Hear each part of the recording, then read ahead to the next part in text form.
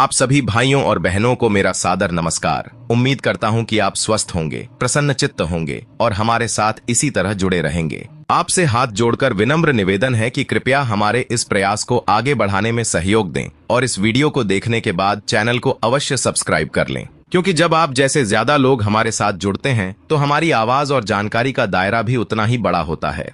तब हम अधिक से अधिक लोगों तक अपनी बात पहुंचा सकते हैं और उनकी आवाज भी सुन सकते हैं। आज हम बात कर रहे हैं प्रधानमंत्री आवास योजना की, विशेष रूप से इसके ग्रामीण और शहरी संस्करण के बीच के स्पष्ट और गहरे अंतर को लेकर। यह विषय इसलिए भी जरूरी है क्योंकि कई लोग इस योजना के बारे में आधी अधूरी जानकारी के कारण भ्रमित रहते हैं और यह नहीं समझ पाते कि कौन सी योजना उनके लिए है, किस श्रेणी में वे आते हैं और क्या उन्हें इसका लाभ मिल सकता है।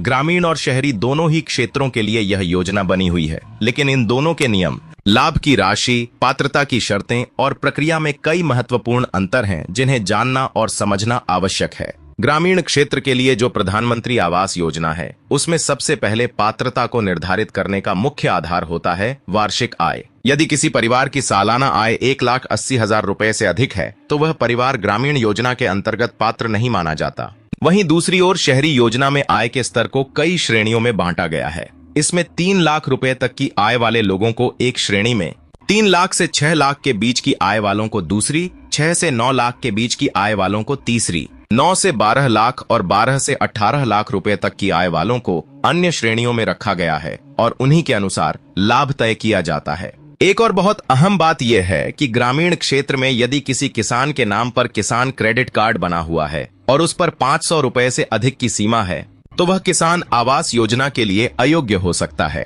वहीं शहरी योजना में किसान क्रेडिट कार्ड का कोई प्रावधान नहीं है, यानी वहां इसकी गणना नहीं की जाती। इसी तरह अगर किसी ग्रामीण आवेदक के पास 4 पहिया वाहन है तो उसे भी योजना के लाभ से वंचित कर दिया जा सकता है, लेकिन शहरी योजना में 4 पहिया वाहन का कोई उल्लेख नहीं किया गया है। इस कारण वहां यह नियम लागू नहीं होता। यदि किसी व्यक्ति को पहले किसी भी सरकारी आवास योजना का लाभ मिल चुका है तो चाहे वह ग्रामीण क्षेत्र में हो या शहरी क्षेत्र में, उसे अब फिर से आवास योजना का लाभ नहीं दिया जाएगा, यानी दोबारा लाभ उठाना संभव नहीं है। अब बात करते हैं मजदूरी की। ग्रामीण क्षेत्रों में जिन लोगों को प्रधानमंत्री आवास योजना का लाभ दिया जाता है उन्हें 90 दिनों की मनरेगा मजदूरी भी सरकार की ओर से दी जाती है, लेकिन शहरी क्षेत्रों में रहने वाले लोगों को यह सुविधा नहीं दी जाती। वहां पर इस योजना के साथ कोई मजदूरी नहीं जुड़ी होती। ग्रामीण योजना की एक और विशेषता है कि उसमें श्रेणी का बांटवारा नहीं किया गया है। सभी पात्र लोगों को समान मानकों के आधार पर आवास आवंटित किया जाता है। वहीं शहरी योजना में लाभार्थियों को 4 श्रेणियों में विभाजित किया गया है, जिनमें ISSR, CLSS, AHP और BLSE प्रमुख हैं। इनका चयन उनकी आय और पारिवारिक स्थिति के अनुसार किया जाता है। सत्यापन की प्रक्रिया भी दोनों योजनाओं में अलग अलग होती है। शहरी क्षेत्र में जब कोई आवास योजना के लिए आवेदन करता है तो वहां एक विशेष कमेटी गठित की जाती है जो सारे दस्तावेजों और सूचनाओं का सत्यापन करती है। इसके बाद ही लाभ प्रदान किया जाता है। दूसरी तरफ ग्रामीण क्षेत्र में यह सत्यापन ग्राम सचिव और फिर ADO स्तर के नोडल अधिकारी द्वारा किया जाता है, जो गांव के स्तर पर जांच करते हैं।